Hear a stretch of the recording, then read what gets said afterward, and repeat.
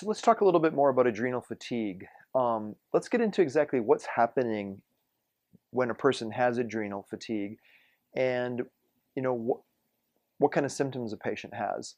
So adrenal fatigue has to do with what's going on in the adrenal glands. And what happens in the adrenals is the production of a lot of different hormones.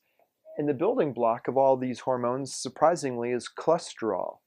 What's really interesting about cholesterol that a lot of people don't know is that if we don't eat enough of it, we force our liver to make it. That's how important it is to the human body. So in the adrenal glands, it's first converted to a hormone called pregnenolone, and then to a hormone called progesterone. Now, when women are low in progesterone in their ovarian system, the body will take this and shunt it out to help balance the estrogen. And that's why we see adrenal fatigue, chronic fatigue syndrome, and other symptoms of adrenal fatigue that come later, like irritable bowel syndrome and fibromyalgia syndrome, more commonly found in women than in men because of this progesterone connection. And lastly, progesterone is converted to cortisol. We know that cortisol is the most important hormone in the human body because if we run completely out of it, we're dead. We also call this our stress response hormone. So if you've been under stress long enough, your bank account of cortisol gets low. When that happens, remember we still have to respond to the stress, but now we respond with symptoms of dis-ease.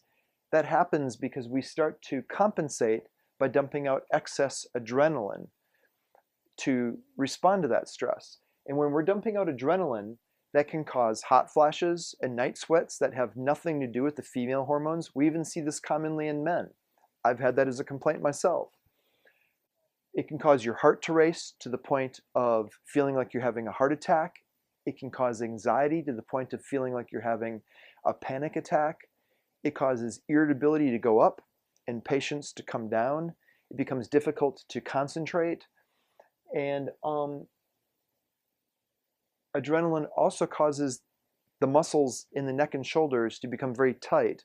And so a lot of patients with adrenal fatigue will complain of tension and muscle pain in their neck and shoulder region. Overall, what adrenaline is doing is turning on our sympathetic nervous system, or what we call our fight and flight system.